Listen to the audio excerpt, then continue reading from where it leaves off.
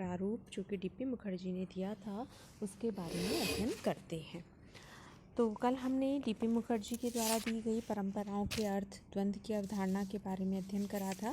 कल मैंने आपको बताया था कि डीपी मुखर्जी ने परंपराओं का द्वंद्व उपागम के द्वारा भारतीय समाज के सामाजिक परिवर्तन की विवेचना की थी। इसको आपने अध्यक्षीय भाषा Indian tradition in social change व western influence of Indian culture, man and plan in India, economic weekly Bombay आदि में प्रस्तुत किया था। डीपी मुखर्जी ने विचार व्यक्त किया था कि भारतीय समाजशास्त्री परंपराओं के अध्ययन के द्वारा विभिन्न सामाजिक विज्ञानों के मध्य पाए जाने वाले संबंधों का पता लगा सकते हैं।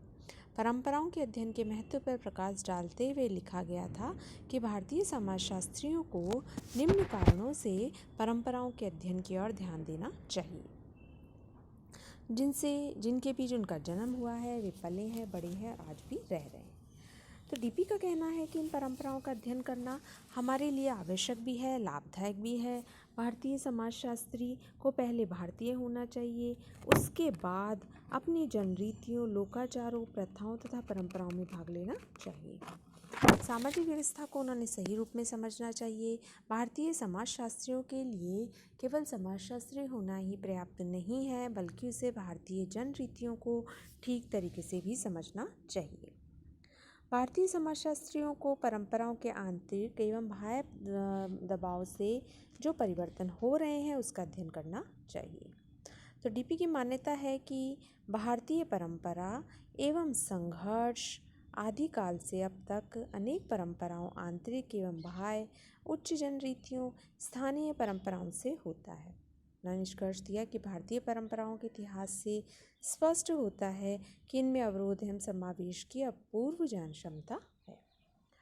इसके मौलिक सुझाव डीपी मुखर्जी ने दिए थे और उसके संबंध में बताया था। डीपी मुखर्जी ने भारतीय समाज की परंपराओं का अध्ययन करा और उससे बताया कि यदि समाजशास्त्रियों को भारतीय समाज को समझना है तो इनकी परंपराओं का आवश्यक दृष्टिकोणों से विभिन्न कालों में होना आवश्यक करना चाहिए। डीपी ने परंपराओं के द्वंद्वात्मक स्वरूप प्रस्तुत करा। इसमें सर्वप्रथम उन्होंने बताया था लघु व बृहत परंपरा में संघर्ष। तो भारतीय संस्कृति के अंदर आंतरिक दबाव के फलस्वरूप लघु परंपरा एवं बृहत परंपराओं में संघर्ष होता है। हीगल ने द्वंद्वात्मक सिद्धांत के संबंध में लिखा है कि जो वाद होता है उसके विरोध के तत्व उसी से उत्पन्न होते हैं जिसे हम प्रतिवाद कहते हैं। तो इसी प्रकार भारतीय संस्कृति की बृहत परंपरा में विरोध उत्पन्न हुआ और जिससे लघु परंपरा के रूप में वह विरोध उत्पन्न हुआ। समय समय पर भारतीय संस्कृति की परंपराओं के विरुद्ध भारतीय समाज में ही विरोध उत्पन्न हुए हैं।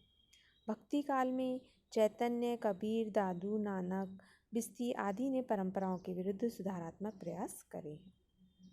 इसी प्रकार पुनर्जागरण की श्रृंखलाओं में डीपी मुखर्जी ने एक स्थान पर लिखा है कि भारतीय परंपराओं का अध्ययन हमें पुनर्जागरण के रूप में भी करना चाहिए। भारतीय परंपराओं के संघर्ष के आधार पर निम्न 5 प्रमुख कालों का वर्णन किया गया है। वैदिक कार्यकाल, बुद्ध काल, गुप्त काल, हर्ष व विक्रमादित्य काल, मुस्लिम काल एवं ब्रिटिश काल।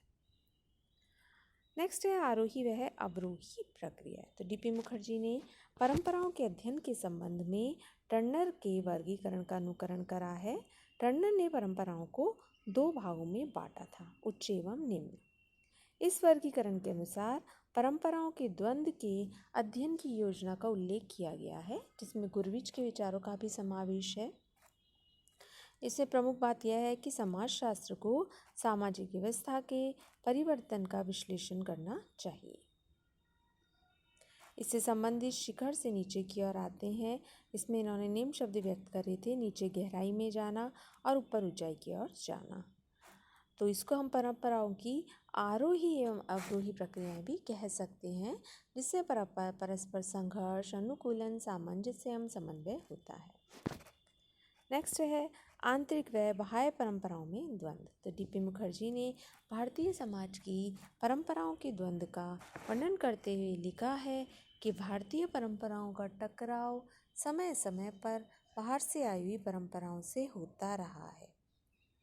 इनमें मुख्य रूप से इस्लाम व पश्चिमी परंपराएं। इन परंपराओं के कारण भारतीय परंपराओं में काफ़ी परिवर्तन आया है। परंपरा एवं आधुनिकता में यदि हम द्वंद्व की बात करें तो डीपी ने लिखा है कि परंपरा और आधुनिकता में टकराव होता है और इससे द्वंद्ववाद के रूप में प्रस्तुत किया जाता है। इन दोनों प्रकार के द्वंद्व से जो संशोधित एवं समन्वित परिणाम निकलता है उसी को आधुनिकता कहा गया है। जैसे वाद और प्रतिवाद होता है तो संवाद की स्थापना होती है, इसी प्रकार परंपरा और आधुनिकता होती है तो आधुनिकीकरण की स्थापना होती है। डीपी ने लिखा है कि वर्तमान का अध्ययन अतीत के संबंध में किया जा सकता है, इसलिए आधुनिकीकरण को समझने के लिए परंपराओं को समझना आवश्यक है। परंपरा और आधुनिकता के अंतर्खेल से परंपरागत मूल्यों एवं सांस्कृतिक प्रतिमानों में जो विस्तार एवं परिमार्जन होता है वही आधुनिकीकरण है। तो इस प्रकार डीपी मुखर्जी ने, योगेंद्र सिंह ने मॉडर्नाइजेशन एंड ट्रेडिशन में सोशल चेंज इन इंडिया में अप्रोच में लिखा कि डीपी मुखर्जी की कृतियों में हम परंपराओं के प्रकारों एवं स्तरों का विवेचन करते हैं। इसमें परिवर्तन अंतः क्रिया तथा टकराव के द्वारा परिवर्तन होता है। तो योगेंद्र सिंह ने भी निष्कर्ष दिया कि डीपी ने अपना ध्यान अधिकांशतः वृहद परंपराओं पर केंद्रित रखा है तथा परंपराओं की लघु संरचना की विवेचना अति न्यून करी है। परंपराओं के द्वंद्वात्मक अध्ययन के प्रारूप के अंतर्गत हम बात करते हैं आंतरिक एवं बाह्य परंपराओं के संबंध में।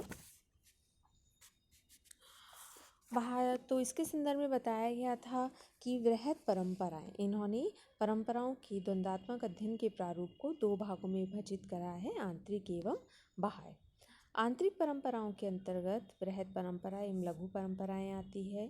इसी के अंतर्गत आती है पुनर्जागरण की श्रृंखलाएं। तत्पश्चात वैदिक आर्यकाल की श्रृंखलाएं, बौद्ध काल, गुप्त काल, हर्ष एवं विक्रमादित्य काल एवं भक्ति काल।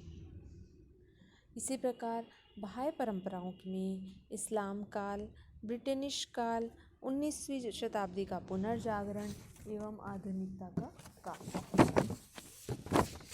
तो द्वंद्वात्मक डीपी मुखर्जी का जो द्वंद्वात्मक अध्ययन है उसके अंतर्गत डीपी मुखर्जी ने बताया था कि आंतरिक परंपराओं का द्वंद्व होता है एवं बाह्य परंपराओं का द्वंद्व होता है। भारतीय समाज व संस्कृति में जितने भी प्रकार की परंपराओं के द्वंद्व हुए हैं उन सभी को इसमें समाहित किया गया है। भारत के इतिहास में द्वंद्व की प्रक्रिया को काल क्रमिक दृष्टिकोण से वर्णित करते हुए लिखा गया है कि परंपराओं का द्वंद्व वैदिक, आर्यकाल, बुद्ध काल, गुप्त काल, हर्षवर्धन काल, विक्रमा काल एवं भक्ति काल में हुआ है। इन सभी कालों में विद्यमान परंपराओं का समाज के प्रमुख लोगों ने विरोध किया एवं सुधार के रूप में कुछ न कुछ परिणाम सामने आए हैं। डीपी ने आंतरिक दबावों, टकरावों तथा द्वंद्व के अध्ययन पर बल दिया। परंपराएं सामंजस्य एवं अनुकूल आदि के द्वारा जीवित रही हैं। भारतीय परंपराएं प्रतीकों के रूप में संस्कृत तथा स्थानीय बोलियों में विद्यमान है। संस्कृत साहित्य में आपके अनुसार ब्राह्मणों को भी परंपराओं का संरक्षक माना गया है। ब्राह्मण पवित्र पुस्तकों के माध्यम से भारतीय परंपराओं की पवित्रता को बनाए रखते हैं। इसी प्रकार डीपी मुखर्जी ने भारतीय सामाजिक संरचनाओं को परंपरा के स्वरूप में सुरक्षित रखते हुए डीपी ने लिखा है कि जाति प्रथा भारतीय परंपराएं हैं। ब्राह्मणों ने परंपराओं की रक्षा के लिए भारतीय सामाजिक व्यवस्था का इतिहास बनाए रखा है। डीपी पीढ़ी दर पीढ़ी वे परंपराओं को स्थानांतरित करते रहते हैं। डीपी ने लिखा है कि ऐसा होते हुए भी भारतीय परंपराओं में श्रुति, स्मृति तथा अनुभव से स्पष्ट होता है कि इसमें परिवर्तन हुए हैं। यदि हम विभिन्न संप्रदायों, धार्मिक ग्रंथों की उत्पत्ति का अध्ययन करेंगे तो पाएंगे कि उच्च परंपराएं मुख्य रूप से बृहत एवं बौद्धिक थी तथा संतों के व्यक्तिगत अनुभव लघु तथा बौद्धिक परंपराओं के रूप में समय समय पर प्रतिवाद के रूप में उत्पन्न होते रहते हैं। इन उच्च एवं निम्न परंपराओं, बृहत व स्थानीय परंपराओं में द्वंद्व होता रहा है तथा उच्च व बृहत परंपराएं परस्पर संगठित हुई हैं और इन पराओं में संघर्ष से स्थानीय बोलियों का विकास हुआ है। तो इस प्रकार इन्होंने आंतरिक परंपराओं के द्वंद्व के बारे में संदर्भ में अध्ययन करा। बृहद परंपराओं के द्वंद्व का हम नेक्स्ट क्लास में अध्ययन करते हैं। धन्यवाद।